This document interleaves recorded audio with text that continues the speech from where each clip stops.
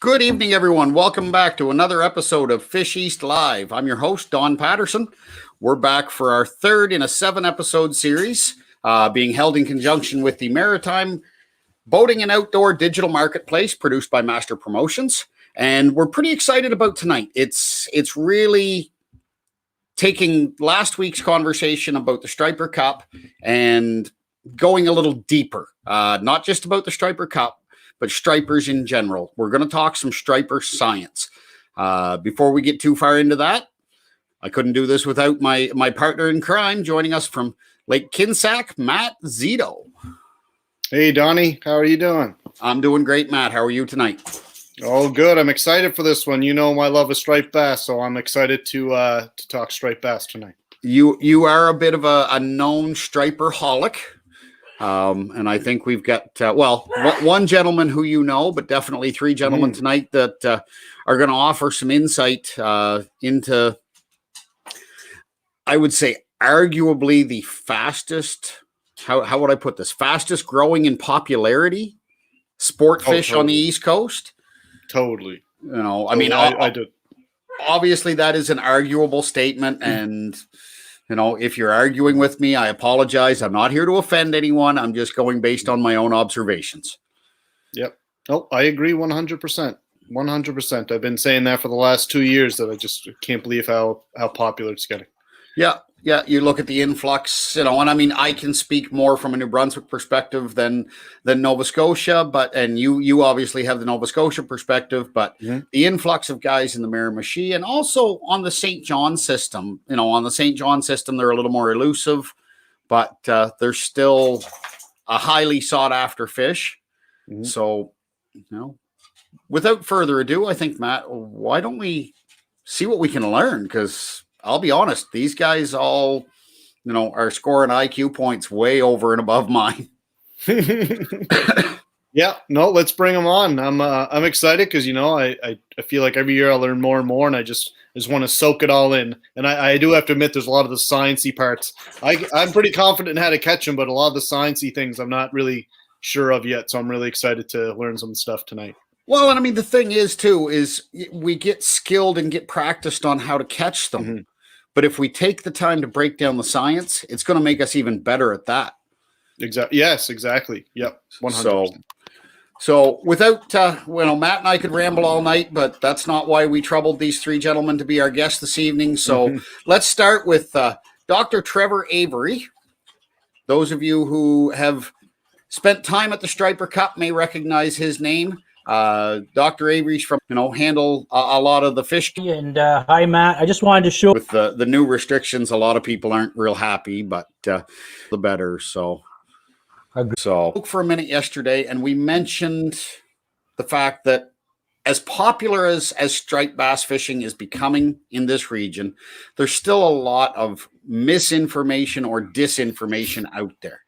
I think one of the most popular myths is that stripers are an invasive species to our waters.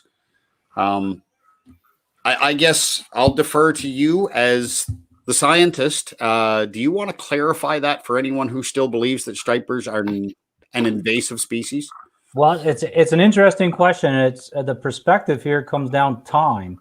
Every fish on the East Coast is an invasive species. If you want to think back to the last ice age, as the glaciers retreated, the fish that were in the lower latitudes would move up the coast and colonize river after river, next door rivers all the way up the coast. So when did striped bass get here? They've probably been here as long as a lot of the other species that have been here, Atlantic salmon and a lot of our trouts. And those are all species that were, came here after the ice age. So it's really a timing perspective that you have to look at. Were they the latest ones to come? I don't know, but we're talking 10,000 years ago. So what does it matter? I guess that's as simple as it gets. I mean, you're talking 10,000 years. If there's somebody out there watching tonight that's been around that long and they want to argue with Trevor, feel free to throw it in the comments, because that's a conversation I'd love to see. I will give you one perspective, though. They are an invasive species somewhere on the East Coast, and that's up in Labrador. They've never been up that far in living memory. And so in 2017, they did move up the coast, along the coast of Quebec, past the Gaspé, up into Labrador. And we've been working with Ninatukovit Community Council up there on the impacts that striped bass might have to their Atlantic salmon fisheries, because they still have commercial Atlantic salmon fisheries up there. So, you know, are striped bass eating salmon? I mean, that's a big question that comes up all the time. And then would they have an impact on a place where Atlantic salmon are thriving? So these are really, you know, difficult questions to answer. But we've been working with them since 2017 just to map out where striped bass are, if they're still staying around, and the answer is yes, they're there. They overwinter there. They get pulled up in ice fishing. They get pulled up by otters through ice holes. So they're there. We have stomach content analysis that say that they're eating lots of different species, including Atlantic salmon, but we only see that in about 1% of our samples. So, you know, that's maybe some good news. They're eating capelin mostly, which is the forage fish up there. So can they be invasive? Sure. And that's one place that they are invasive right now. Would you say, you know, that them preying on salmon, and I've also heard a lot of people talking about how they eat all the lobster and stuff. Do you think with, you know, I think you said 1%, do you think that would have like damaging effects on salmon population or other species? Like, do you think that they're eating these so-called resident species, trout, salmon, at a rate where it would affect the population of those species? Yeah, it's a great question, and I think that the jury's still out on the impacts of that, or if you want to think of it as the effects, that's a much nicer term. Impacts always comes down as negative. It could be positive, who knows? But yeah, they're definitely consuming them. There's irrefutable evidence of that. But it's to what rate? What's the timing? How much are they taking? There's a lot of questions that are still left unanswered. And there are ongoing studies that are trying to address that from a scientific perspective. Anecdotal information, I've got lots of pictures of opened up bellies of striped bass full of lobster, full of, you know, you name the species, and they've eaten them. They're a voracious, top-level predator, and they're going to go after what can fit in their mouth. That's their job, right? Yeah. But at the end of the day, they're doing what any predator is going to do. They're surviving. They're feeding. That's exactly it. No, it's no different than, you know, we do it a little differently on average. Yes, people still hunt and fish, but on average, we now go to the grocery store. We've farmed most of our food, but at the end of the day, it's the same thing. We find a way to adapt and survive, and that's what a predator does. That's right. Yep, that's it. Yep. And they're going to shift food resources. That's one thing we don't know. We've got quite a few stomach samples we've looked at. I know other researchers that are doing similar things, and it's really about filling those knowledge gaps.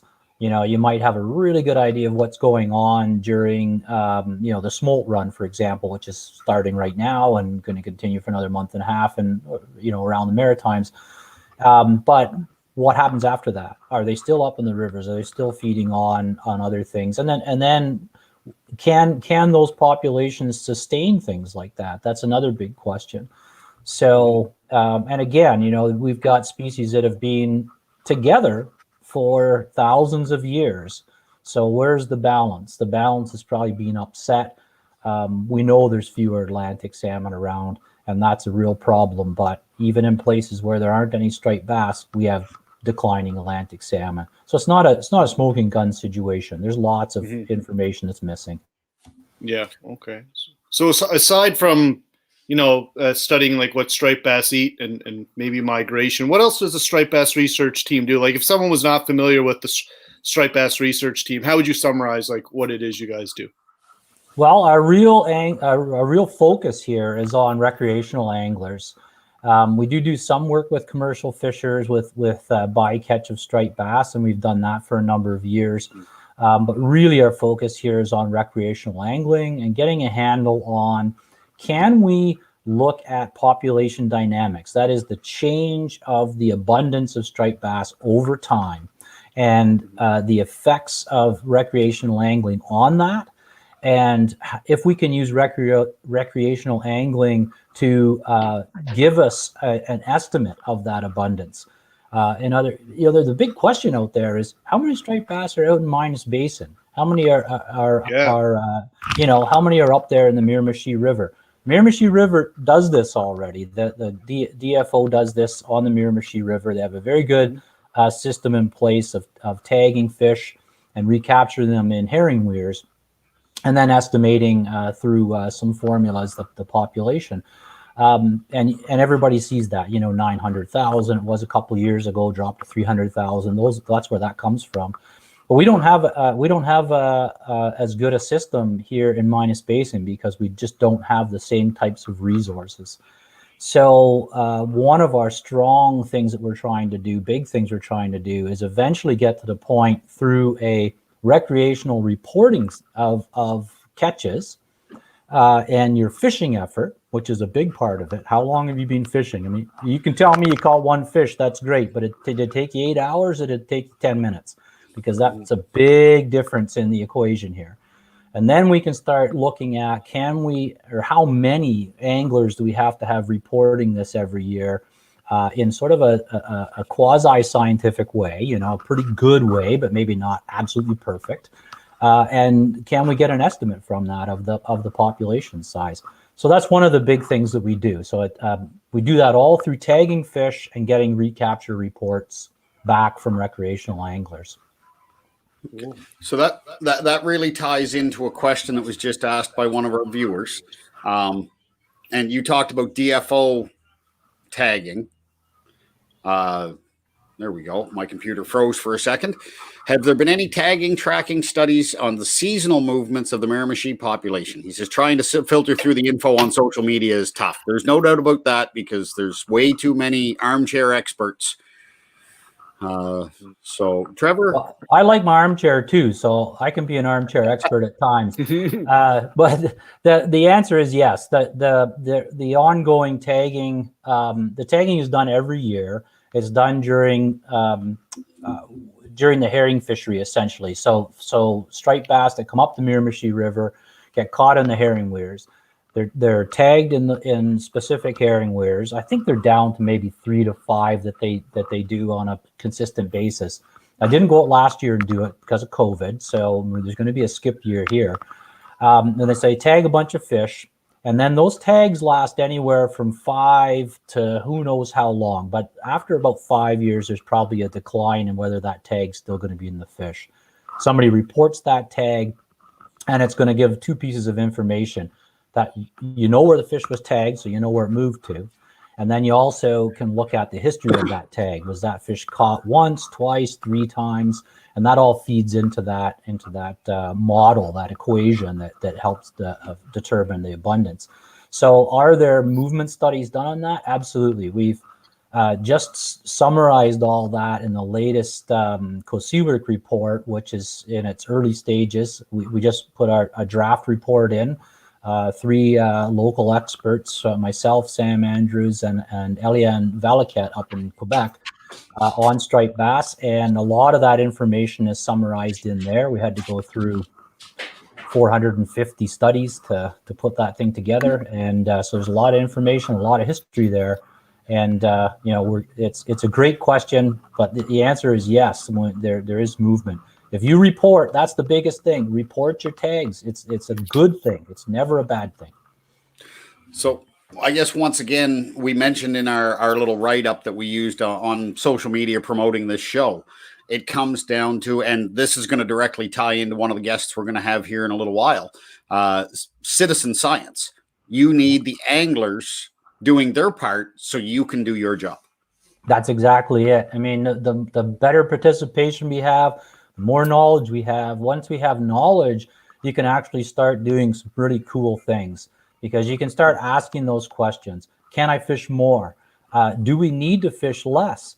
What size is that population? Should we have a slot limit? There's lots of questions that you could throw at these sorts of information that we gather. If we don't have the information, it's all speculation.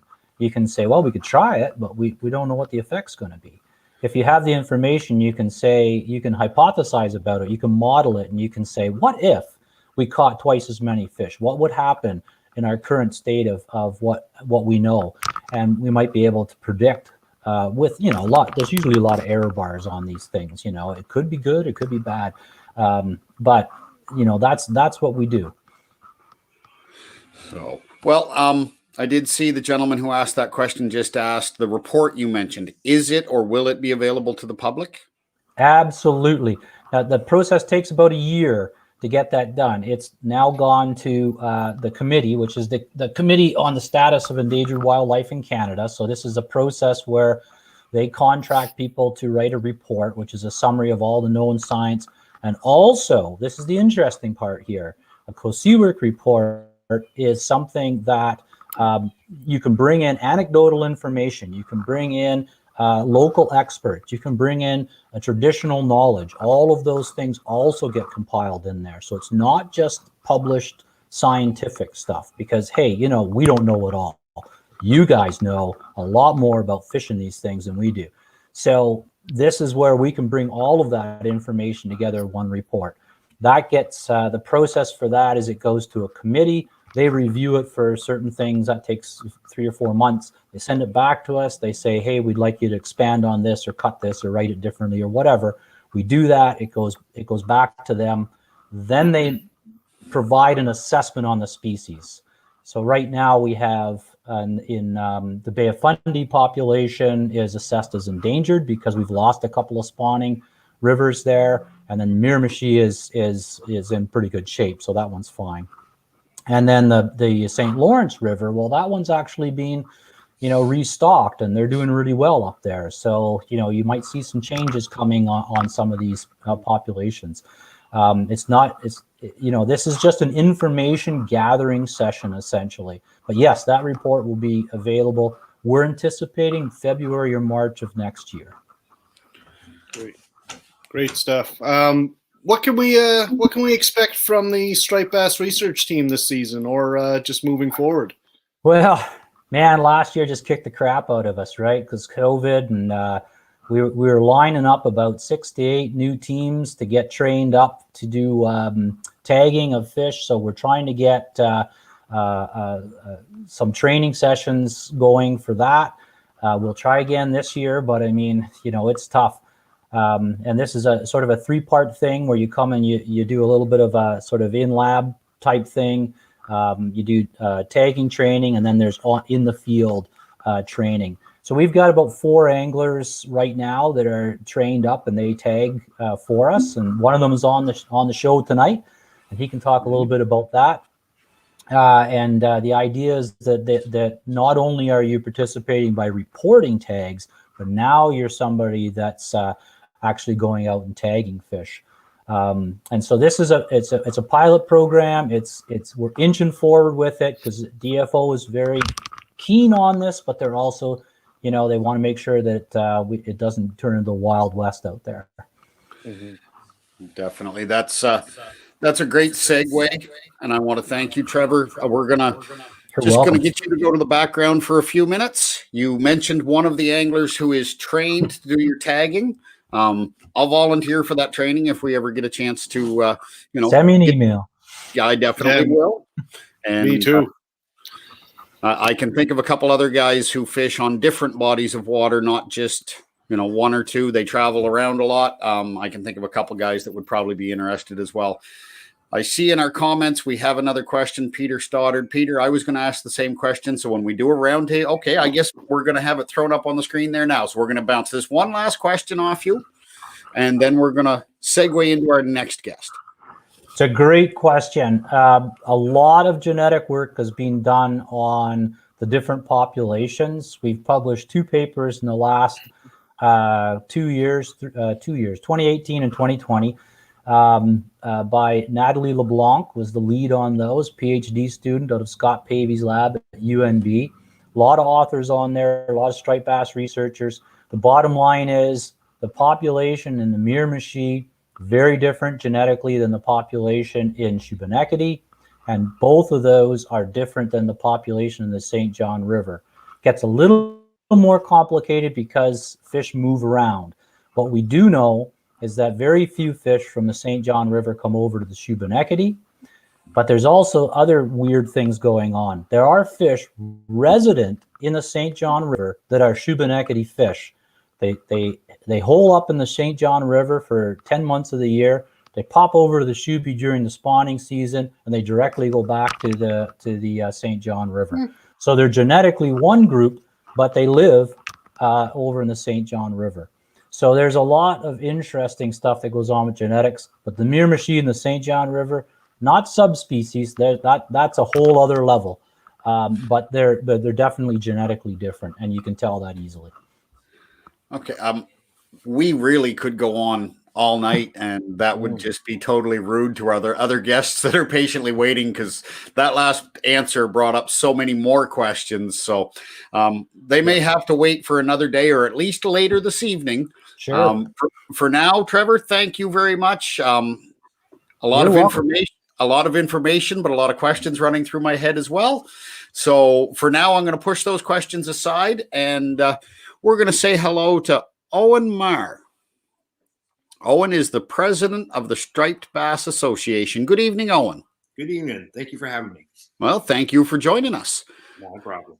So, Owen, it's always fun to get together and talk with people that love to fish, and to get a group of striper guys together is almost as entertaining as getting a group of muskie guys together. They're a different breed all themselves, but it's always fun to talk fishing. Doesn't matter what the species is. So, right off the top, Owen, why don't you tell us basically where you're from and what is the Striped Bass Association? Well, I am a member of the Shubenacadie First Nation. I've been doing striped bass fishing for well over 40 years. I've been introduced since I was basically could walk, and I've been doing it, like I said, learning more in the last 20 years than I have in my early years. But first, I think what I had with education people was Dr. Rob Bradford. I happened to run into one of his assistants on the Shubenacadie River about 20 years ago. And he just was looking for fin clips. So gentleman was there. He said he caught 2 or 3. I turned around and said, well, I said, so you're in a good spot. Great time. I said, you should be into them. Sure enough, I cast first, couple of casts. I nailed a couple. And then he introduced himself and he said, well, do you mind if I fin clip? I said, no, I don't mind. He was catching them and he just clipping them, putting them away. And I said, that was my first introduction to science on the species. So that right there got me very interested in it. And we chatted for a bit, fished for probably about an hour, probably caught about 30 fish in that 1 hour. So at that time, the species were thriving, or they were starting to thrive. They were actually making a comeback at the time. And basically they were, for that short time, they were sitting there in that spot, and you couldn't miss them. And there was only 2 of us on the river. We had a ball. Other times you go there, you might catch 1 or 2. But it was really eye-opener for me for science-wise. Probably another 10 years rolled by, and me and my buddies would always go down there. We always ask ourselves, how many times do we catch the same fish? Because you can't really tell, right? And we said, well, there must be a way to tell. I said, yeah, you put tags. Because at the time, we caught a few tags that had North Carolina tags. We found out in a meeting with DFO through a Striped Bass Association that we had a scientist come up, and he was using his tags to tag them. So that was my second introduction on science. And then basically, I had a friend of mine, Jeremy Room, approached me and said, we're looking to acoustic tag some striped bass. And he said, we can catch them in the bay, we can't catch them in the rivers. I said, well, you came to the right place. We have a couple guys that love fishing and said, we'll fish them. And basically, we'll catch so many that you won't be able to keep up with us. And he was right. He said, I couldn't keep up with you. He had four people working with them. And we caught so many that night. I think we had to tag 40 fish, implant 40 fish.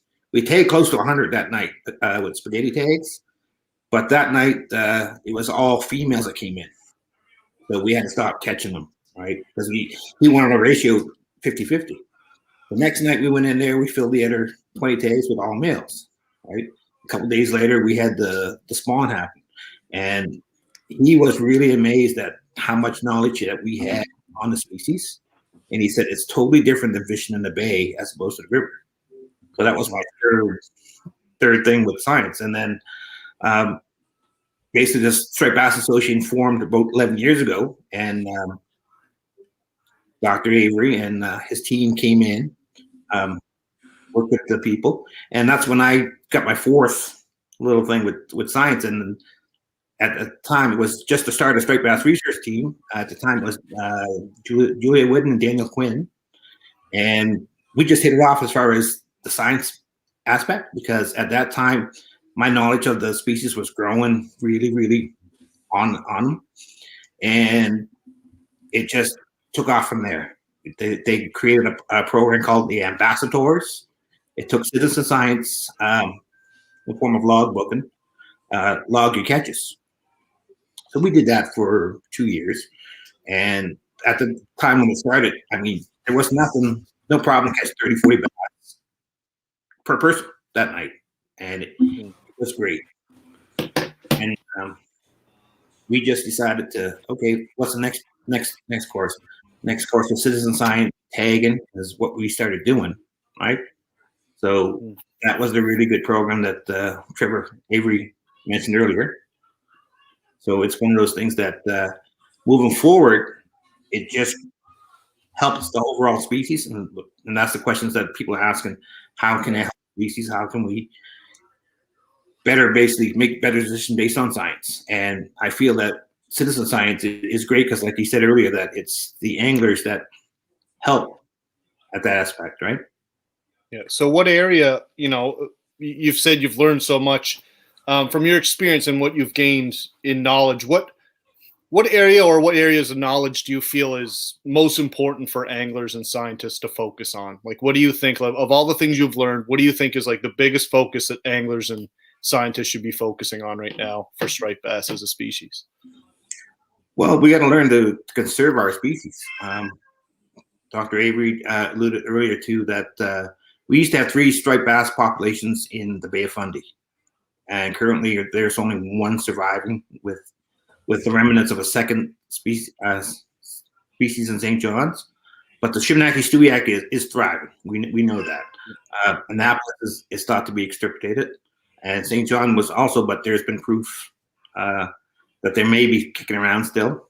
And he alluded to earlier that they stayed in St. John's, they come over, and then they go back. And I seen it last year where you don't see the big fish that often. 38-inch bass at the time.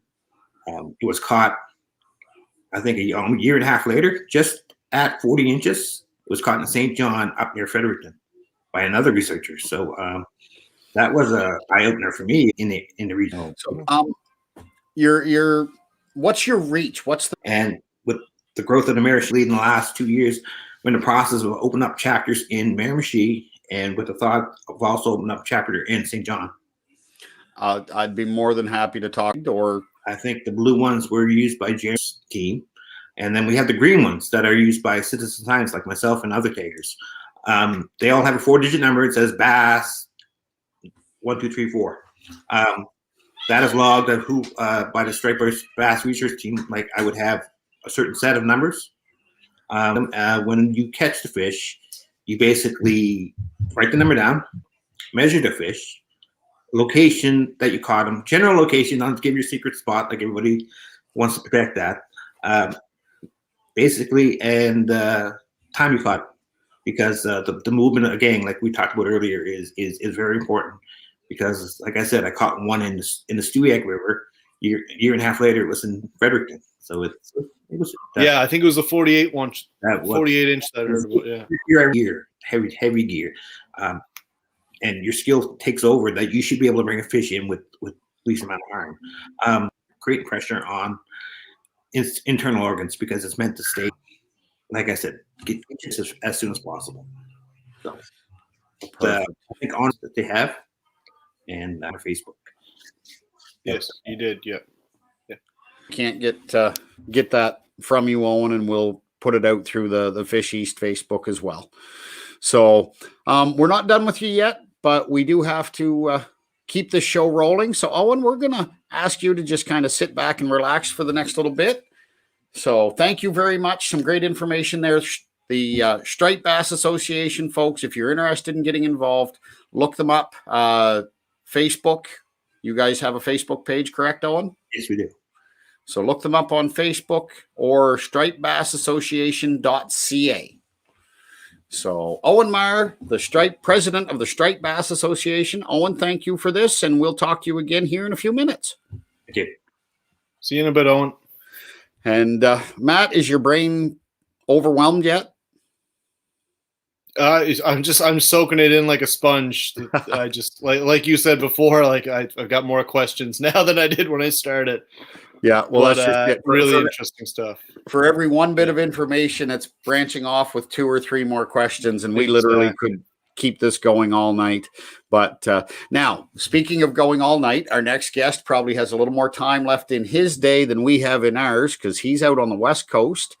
Joining us all the way from British Columbia, the founder and president of Anglers Atlas and the MyCatch app, Mr. Sean Simmons.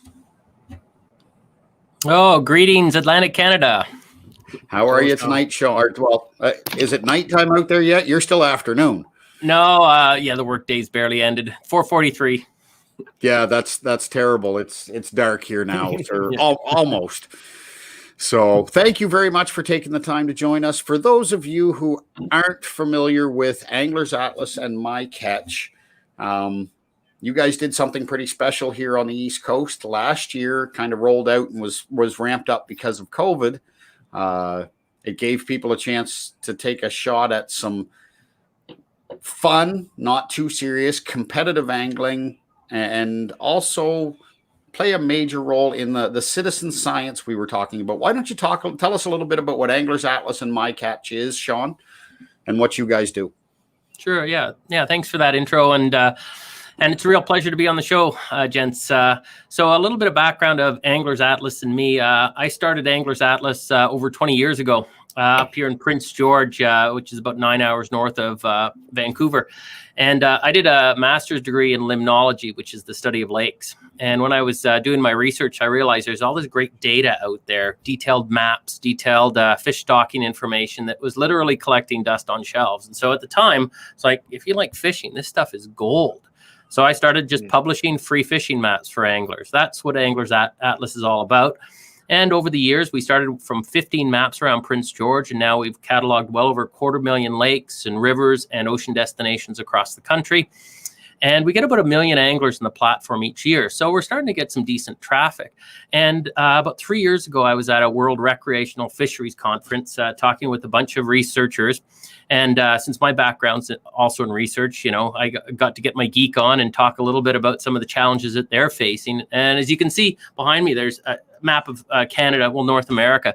There's easily 1 million fish-bearing waters out there. How many get monitored each year? I mean, it's not a goose egg, but it's pretty close. And so the idea is we had access to 1 million anglers, and a lot of them are passionate conservationists. So the idea was, can we use the anglers as that critical data collection tool to help researchers answer key questions about the state of our fisheries? And that was the idea. So in 2018, we launched the MyCatch app.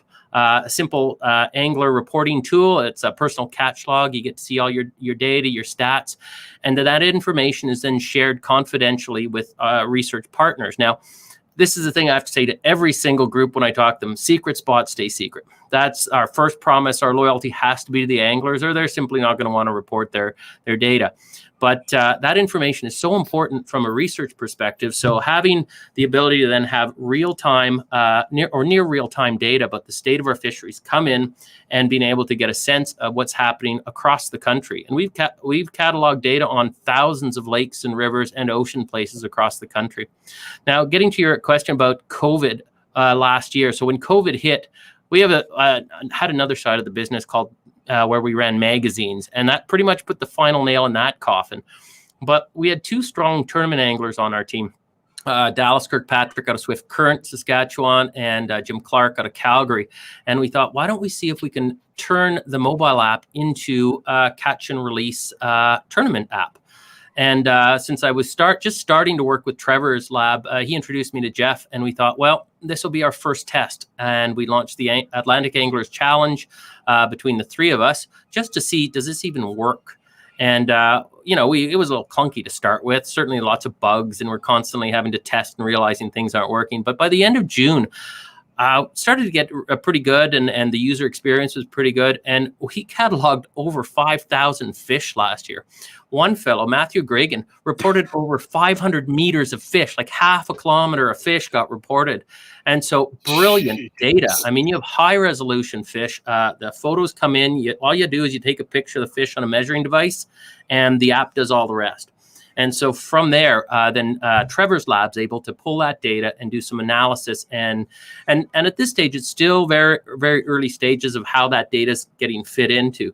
But as we're going through this, we're realizing there's all this other science that can emerge. Like one of our research partners out of Alberta, Mark Posch and Mark Lewis, we were able to actually use angler data to help in terms of how whirling disease, because anglers are actually vectors for that disease.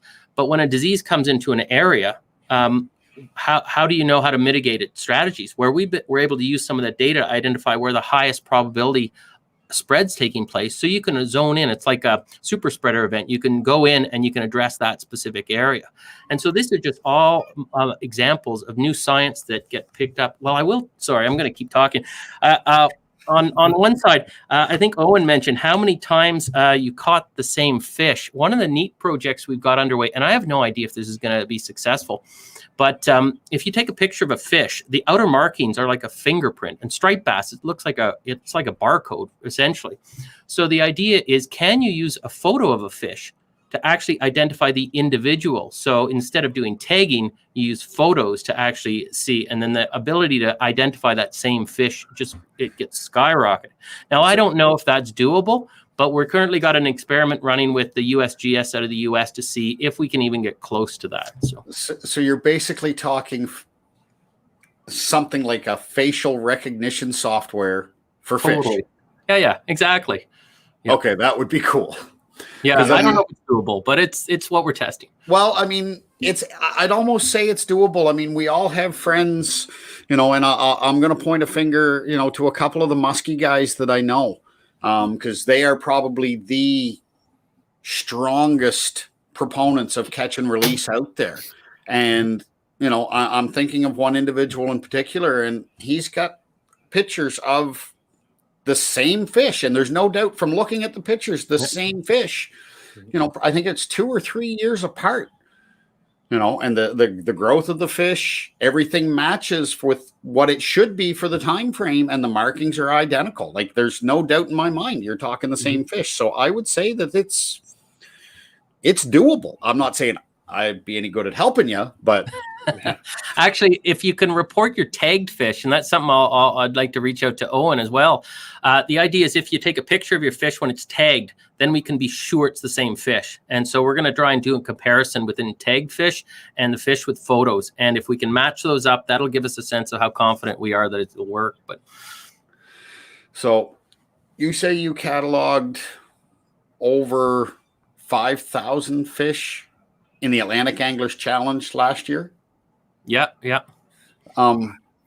You guys are biting into something a little bigger on the East Coast this year, are you not? How many fish do you think you're going to catalog in the next month, starting 2 days from now, starting Saturday? Yeah, so we partnered with both Jeff McTavish and Jeff Wilson on the Striper Cup, helping them run a COVID-safe event this year on the Miramichi. And I don't know we've already got over 160 people signed up, and those numbers just keep going up. So we might hit 5 figures, over 10,000. I think that's the goal, is to see if we can get to 10,000, but it could be much higher. 10,000 fish, that's what you're talking? 10,000 fish? Yeah, I don't know. I could be underestimating it. Are you talking about just in the next month, or are you talking for the whole season? I think when we were talking, and I don't know because I haven't fished the Miramichi, but the way Jeff describes it, it's like you walk on fish there. So I don't know. Is that accurate? Let's put it this way. It's not unheard of for, one boat with 3 or 4 guys and, literally a couple hundred fish each per day. Okay. Well, we'll see how our catch team. I had to recruit a whole bunch of students to help doing all the reviews this year, so they'll be busy. Yeah. Let's see if Matt Gregan is up to the challenge. I know Matt watches these every now and then. So Matt, if you're out there tonight, I see Dale Taylor giving you a compliment as being one of the best fishermen in the Miramichi. So let's see just how many Matt can rack up. If he did half a kilometer last year in the whole season, I want to see what he can do in just the month of May. So now, being fair to Matt, he's also a guide, and when he's guiding, he doesn't get to fish. So I'll cut him some slack on that one. So Sean, we've talked tonight about the citizen science, and that's really what you guys are about. You talked about secret spots stay secret. If you were to have a chance to talk to any recreational angler, what would you say to convince them that doing this and taking those few seconds to snap that picture before they release their fish is going to benefit them in the long run? Well, that is a big challenge. I mean, that's one of the biggest challenges, is how do you motivate people to participate? I mean, I've tried many things that don't work and failed frequently. I guess, and you can appeal to the altruistic side of people. I find that's not a real strong motivator. What I have noticed is these tournaments, especially people who are competitive in nature, they love this stuff. I mean, we did an event across Ontario called the Ontario Ice Fishing Challenge, where we had towns compete against other towns to see who would be the ice fishing capital of Ontario. By the way, Wawa walked away with it. And so that's is a strong motivator. That's because they have ice for 3 or 4 months a year longer than anybody else. Yeah. Yeah. Well, it was amazing to see. We had almost 700 people sign up to that event. And we, I think, captured about 8,000, almost 9,000 fish there. And so that's a key thing is that motivation, is we tap into something, prizes. People like to compete, especially if there's some prizes involved. We highly promote the catch photo release and, minimal impact to the fish. In fact, one of the things we like to do is, can we get the fish back in the water in less than a minute? And so then that's a strong conservation side. And so really from a motivation side, I would say the tournaments have been the strongest motivator out of anything we've tried. But even if you're just interested in citizen science, the app provides you some basic data back. And I think over time, that's where we will need to really put some more energy in, is how do we give some data rewards without revealing secret spots? So it's a very fine line. We can't reveal other people's secret spots, but we can share some data. Like, let's say you report on the Miramichi River, we can say, this is the average catch rate. This is where you came in. And maybe that provides some incentive and motivation behind that. Another thing we do is how can we report this stuff back to the anglers in a timely fashion? Because that's where we get a lot of anglers. It's like, okay, I just provided my data in, but I don't know what happened. You wait 2 years before the research paper comes out and you kind of lose interest. So finding ways to reconnect back to the angler in a timely fashion is really important. It's something that we're actually trying to champion with the American Fisheries Society for their big annual conference next year. We're going to pair up an angler with a research scientist, where they're going to give sort of a rapid fire, okay, this is how this relationship got set up. This is the science that happened. And here's how we sustain that relationship over time, so that we can get better in reinforcing that relationship with the anglers. Because really, it's the anglers who are providing the source of that information. They're the ones who are building this science, right? So finding ways to connect back to them in a meaningful way is really, I think, the key to keeping this going over the long term. I think you're right there. I know when you guys wrapped up the Atlantic Anglers Challenge, you guys did a Facebook Live, which I sat in and watched, and there was some great information. So we talked about the Striper Cup. We talked about tournaments in general, but people who are just out, if I go, to my local brook, you guys aren't just gathering information on one species or two species. You guys want it on all of them, correct? Correct. Yeah. And if we're missing a species, I think we got several hundred already in the database. But if we're missing a species, we've got a tool you can request a species, and then we'll just add it on the back end. So anything that you're catching. I mean, some of the one of the really cool categories last year was how many different species. And I'm trying to remember the name that won that. Ryan Anderson. 38 different species. I couldn't even pronounce half the species. I'd never seen them before. That was so cool. Some really tiny ones too. Yeah, the goldfish master. Yep. Goldfish master, yeah. And minnows, he was into everything. Yeah. He swam, he caught it. The size of some of the hooks that I don't know how he even ties a line onto some of them. There's the gear he throws sometimes is so small, and but that's just it. And that really highlights the diversity. I mean, he's right here. He's down in Nova Scotia, Truro area, I guess. And Truro, yeah. It's phenomenal what the East Coast has to offer. So it doesn't matter if you're catching sport fish or, what it is. If you're catching it, grab your phone, take a quick picture. It's going to take seconds, because this information is what we need as anglers, because there's going to come a time when we have to talk to a municipal government or a provincial government or the federal government about fishing regulations. And if we as anglers have no data, we're fighting a losing battle. Yeah. And, it's guys like Sean and Trevor and Owen, who are working with us to make sure we have that information. So we have to make sure we work with them, because we're the boots on the ground, so to speak. They can't be everywhere at once. And, they're putting all the information together, but somebody's got to catch the fish. And at the end of the day, that's the fun part. So that's the part I'll sign up for. So, Sean, do you guys have plans for on top of the Striper Cup and Atlantic Anglers Challenge for this year? Absolutely. We're going into year 2. And what we want to do is turn it into one of those divisional tournaments like I described in Ontario, where I think it'll probably be structured on counties, but it might be towns, where to get more people involved on the Atlantic coast. And certainly we didn't have anybody from Newfoundland last time, so we'd like to sort of improve that.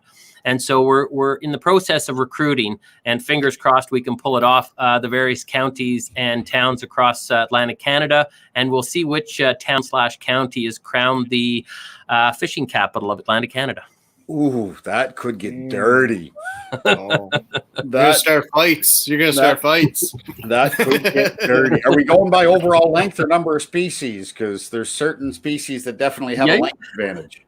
It's a point system, so it'll be based on the number of leaderboards. And so if you picture a leaderboard of 100 anglers, the angler who gets the first place gets 100 points, number 2 gets 99, and all those points for your community anglers get pooled. So if you're curious, you check out anglersatlas.com, our Ontario Ice Fishing Challenge. You can go look at how the points work for the various towns. So I'm going to have to take a look at that. So, Sean, thank you guys for what you do. If you hold tight, we're going to bring Trevor and Owen back in. Folks watching at home, if you've got any questions for any of these guests, they're all doing phenomenal things in their own element, but at the same time, in a lot of cases, they're working together as well. So let's bring back in Trevor Avery from the Striped Bass Research Team. And then we'll bring back in as well Mr. Owen Marr from the Striped Bass Association. So, gentlemen, thank you all for your time. We'll give it a minute, see if we have any questions pop up from our viewers at home. Matt, do you have, I've got a million of them running through my head, and I really don't dare get into too many.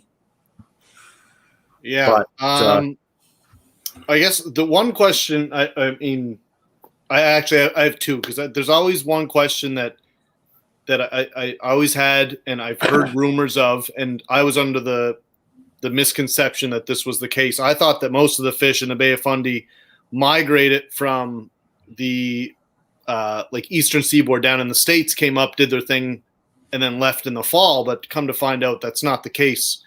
So I'm just wondering, is there any fish that come up from the eastern seaboard and kind of do their thing and go back, or is that just kind of none? Very small? Yeah. Okay. I don't know who should field this one.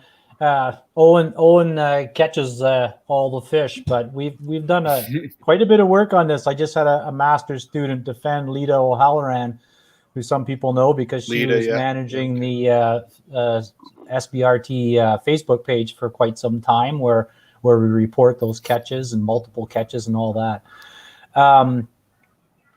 But we just summarized all the data, all the historical data of tag returns, and also looked at all of the genetic information. And it turns out that the genetic information predicts a little bit higher mixing of U.S. fish coming up into the Bay of Fundy, more precisely up in the Minas Basin. The Bay of Fundy is a very big area, there's a lot more mixing that goes on in the St. John River than there is in the Minas Basin. So we looked at all of that and found out that, first of all, things changed over time. 30 or 40 years ago, because we have data that go back that far, there was more mixing in the Annapolis River, where there was probably more U.S. fish coming in there and fish from the St. John River. Now, everything in the Annapolis River is coming from the Shubenacadie, with a few fish from the St. John River, like 4%, 5%, and maybe about the same from the U.S., 4 or 5%. In Minas Basin, there's only ever been one U.S. fish, tagged fish, caught in Minas Basin from the U.S. So there's really not much evidence out there to suggest there's a lot of U.S. fish. Now, genetically, we found one U.S. fish out of about 130. So that gives you around 1%. So from a tagging perspective, there hasn't been many reported, one. And from a genetic perspective, it's about 1%. So really not a lot of mixing going on. Yeah. Is there any research on some of the striped bass that are in Cape Breton? Because those fish are big. I mean, the record, Nova Scotia record, 58 pounds came out of Cape Breton, in a spot that I know pretty well. I'm just curious if there's any information on those fish, like where are they coming from? That's a real good question for Sam Andrews. That's sort of his area. He's going up there. Colin Buhari Waddle's another one. Those guys have looked at those fish up there for years. Sam's a fisheries scientist out of UNB, actually moving to the valley here shortly. And Colin works for the province now in inland fisheries. Both really good fish people, and they know a lot more about what's going up around there. The key is getting some genetic samples. So you get hooked up with myself. We give you some scale envelopes. You collect us some scales, and then we can start looking. Cool. Yeah. No, that's that's phenomenal. I didn't realize Sam was leaving New Brunswick. I was hoping to have him on tonight as well, but timing didn't allow. But no, I didn't realize he was leaving New Brunswick. That's going to be a loss for us here, but definitely a gain for you guys down there. So now Sean and Trevor and Owen, you guys not on a day-to-day basis, but you're all connected in, Owen working with the striped bass research team, Trevor, your relationship, and Sean, your relationship with the Striper Cup. It's a real collaborative effort going on for research, especially focused around the striped bass here on the East Coast. Is there anything else of this scale going on in North America or even around the world, or are you guys really kind of leading the way, for a collaborative effort of, science, technology, citizen science, everybody working together for a joint, goal? I think Sean should take this one. He's got more experience working with lots of different people. Yeah. The thing is, I haven't seen many I've seen a lot of small local initiatives, but they're highly localized and they're limited in scope and scale. It is interesting in the U.S. So I sit on a task force with NOAA, which is the National Oceanographic and Atmosphere. It's like DFO for the U.S. anyways, they're looking at electronic reporting. They've got a couple of examples down in the US where they're trying to build that scale, but there's really nothing out there. The only other thing you might look at is some of these bigger platforms, like FishBrain's a really well-established app. Now they don't really focus so much on the science side, but they've got the reach. I think they've got like 10 million anglers who use their platform. And so there's certainly opportunity to scale this sort of thing at a major level, but I haven't seen anyone else yet really tie the science together yet. So I think we're on the cutting edge of some really exciting work here. And that's sort of what we're trying to do. I mean, Trevor, I recruited Trevor to present at the last year's American Fisheries Society Symposium. We got another big one that I mentioned earlier coming up in Baltimore this year, which certainly if any anglers are out there and work with a research scientist, send me an email, and I would love to have you present at that conference. And the idea is really let's strengthen this type of relationship between the anglers and the scientists and really answer some key questions out there. Because there are a lot of questions we can answer once we get a critical mass of anglers participating. Yeah, and I think that's key. Engagement from us on it's an overused term in a lot of cases, but on a grassroots level. You know, the anglers, the boots on the ground, we're the ones that are really have to engage with you guys. You guys are there wanting the information that we have the ability to obtain. So we do have a couple viewer questions. I'm not sure if anyone can answer this one right off the bat. Does anyone know the record largest striped bass for New Brunswick? I can answer that in a way. Big, really big. We seem to have lost Owen. Not sure what happened there, but Owen, if you can get back on, please do. I have no idea what that is. Owen might be that know more about that because he's more boots on the ground kind of guy. Largest striped bass in New Brunswick, Owen. I don't know without having to look it up, but Sam Andrews may have that information. Like True. He's not here. So we'll try and track that down for you, Peter. We do have Sam's contact information, and I'll see if I can get that question answered because I'm curious myself. I mean, I know there's been some big ones, but exactly what's the biggest recorded one, I can't answer. And then the next question is, ballpark, how many tagged bass are swimming around? Good question. So we've tagged close to 2,000 over the last, I'd say probably 10 years. And there's been other groups that have tagged a couple hundred here, a couple hundred there. And DFO did tag some on and off for a few years. So, you're probably looking at maybe 2,500 that have been tagged. Now, the problem is the tags don't last forever. So they're exterior tags. If you don't hook them right, and that's what the training's all about, getting them hooked in right. If they get hooked in right, I've got a record striped bass that was 24 years at sea. So it was tagged as a 3-year-old, and it came back at 27 years or 24 years after, and we have that tag. So they can last a long time, but it's really a declining scale. So we kind of hope that a tag lasts between 5 and 10 years, and then we consider it probably to be gone. That being said, as I was in the back room, the green room, I was flipping through our posts on the striped bass research team because we report every tag that somebody allows us to report. If you don't want your tag reported, we don't put it up there, but we ask you, we put it up. And in there, we had one that was recently was 7 years at sea.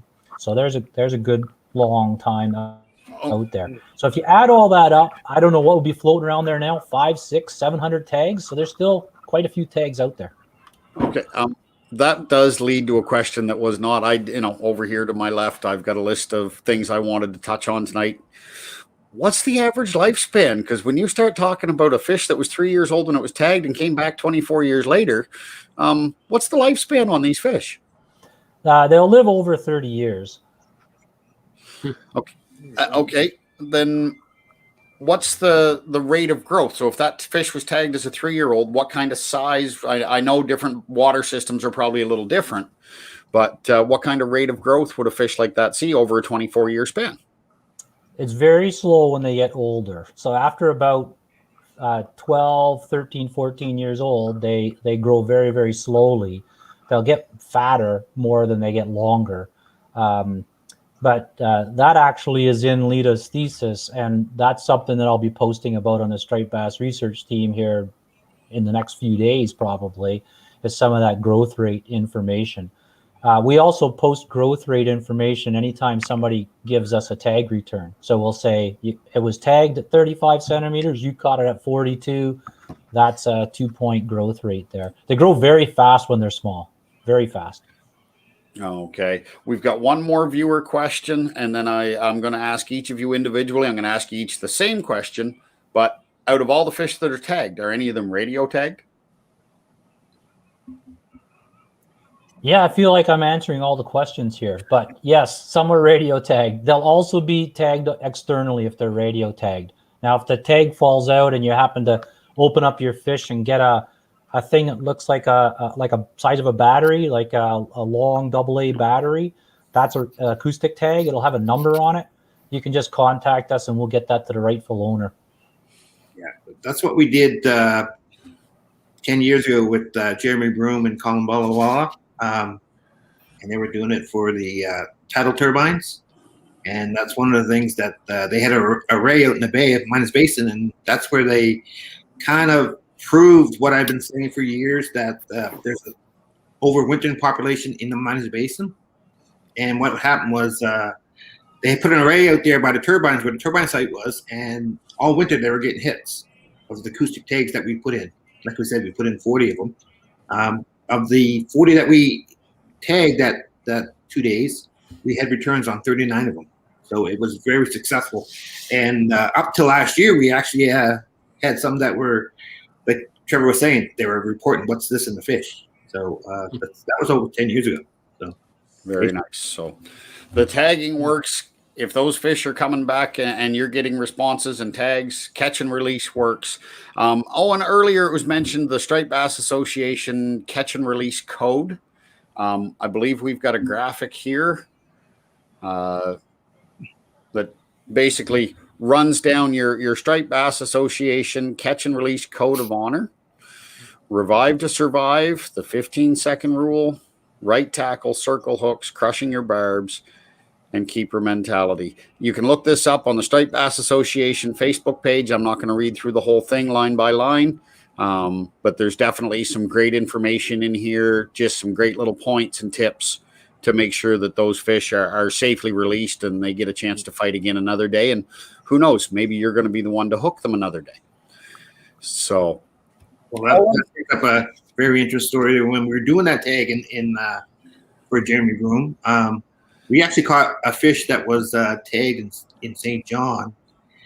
And I don't know if Trevor had the report on that, but that fish was tagged when it was, I think, 20 inches. We ended up catching it was like 42, 43 inches. So it was out there for a long time, and it was the first time it was recaptured. Nice. Nice. So, Owen, since we were talking about your catch and release code, like I said, I'm going to ask each of you the same question to kind of wrap up the show tonight. So for you, we'll start with you, Owen. If you had one final message to give to the anglers watching tonight, what would it be? Basically, the fish are there for us to fish. Keep your mentality. If you're going to keep a fish, I always tell people, if there's 10 fish in a pool, you can't catch 11 and expect that to survive. You can't even catch 9 and hope that basic pool will survive. So return fish. The best gift you can give an angler is to return a prize fish. Okay? Very nice. Thank you, Owen Marr from the Striped Bass Association. Thanks for having me. Our pleasure. Hopefully we'll have a chance to have you on again, because I have a feeling this is a conversation that's far from over. Trevor, let's go to you next. One final message for our viewers at home tonight. What would it be? The big one for me is participate. Get out there and fish. Absolutely. don't worry about if you're keeping a fish or not. There's a lot of people think if they get a tag fish, they got to release it. That's not the case. We want tag back though. And we want the tag, not the tag back. You don't have to give back to us, but we want the number in the report. So report your tags. That's the biggest thing that can help us right now. Perfect. So let's get involved, folks. And Sean, same thing to you. And we do have one little thing we're going to throw up at the very end. But Sean, let's see. What's your final message for our viewers tonight? Call to action is sign up for the Atlantic Anglers Challenge. And if you can get into the Stripers Cup, you're automatically entered into the Atlantic Anglers Challenge. Excellent. That's a great option. The Striper Cup registration, I know from talking to Jeff last week, and $60. And if that's going to include your registration to the Atlantic Anglers Challenge, that's a deal that's hard to beat. And then you are going to be helping these gentlemen do their job and hopefully give us the information to make sure these species survive. Our friend Pete Stoddard has one last question, and that is, let's get down to business. What's the best lure?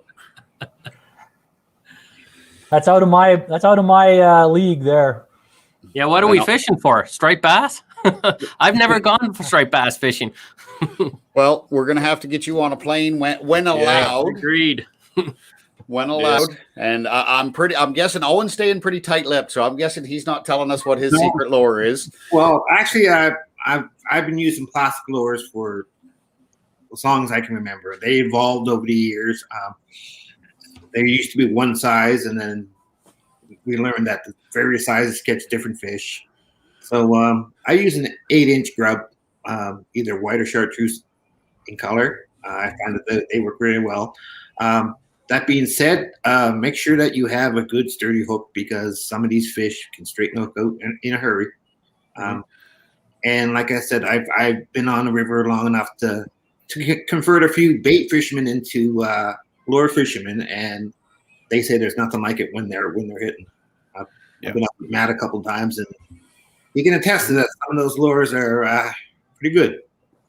Yep, some of them are pretty good. But I'm going to go with fly on this one, just from the last 2 years of what I've seen. I don't know. It's hard to beat the fly. I've had days where I couldn't get one to touch a spinning lure. I don't know if I mentioned this to you, Owen, but I had 4 days last year where the fly actually outfished bait. And I'm talking like right down in the school, fresh as bait you could get, and they wouldn't touch it. And as soon as the fly went through it, they would take it. So I'm rolling with a fly on this one, but I'm not telling you what fly. That's my secret. Just a fly. That's it. Fly fishing. You're not getting the fly out of me. I'm going to answer the question to the best I think it can be answered. The best lure is the one they're biting. Oh, very good. Safe answer. Trevor, safe answer. Yeah, Trevor, Sean, Owen, like I said, we could go on all night. I can't thank you guys enough. Please stay in touch with any updates, and we will stay in touch. And, like I said, I think this conversation's far from over. So if you gentlemen don't mind, I'd kind of like to reserve a can we call you again card? Absolutely. Perfect. Yes. Thank you guys so much. For those of you watching at home, we can't thank you enough. Thank you for all the questions. And, it's been an absolutely great night. So Sean Simmons, Trevor Avery, Owen Marr, all three great guys, three knowledgeable guys. Matt, as much as I feel like I've learned, my head's spinning. I'm going to be emailing each one of these guys as soon as the show ends. I was like, so I didn't get to ask you. Here's the 10 questions I have for each. Yeah. And I'll pick up the phone, be on the phone with one of them till midnight, and then get up, try to go to work in the morning. And wait a minute, you're teaching from home. Wait a minute. For the next 2 weeks.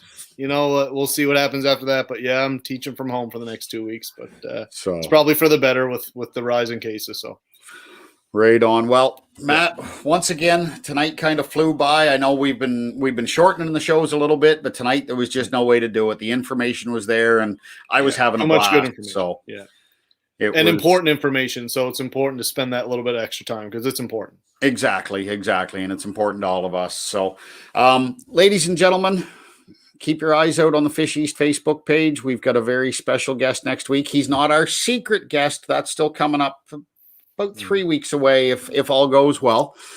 We have 4 episodes left in this special series in conjunction with the Maritime Boating and Outdoor Digital Marketplace put on by Master Promotions.